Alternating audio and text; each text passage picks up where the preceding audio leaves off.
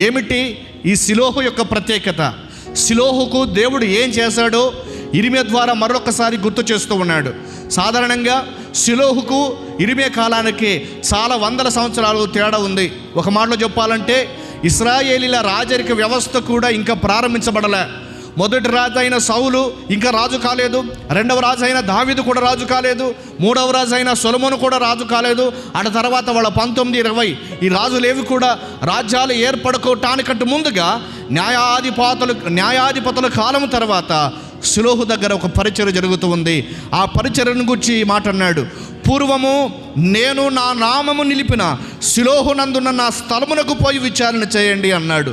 వెళ్దాం, షిలోహు దగ్గర ఏం జరిగిందో లేఖనాన్ని ఆధారంగా చేసుకొని విచారణ చేయండి షిలోహు దగ్గరికి వెళ్ళి అని దేవుడు చెప్పాడే.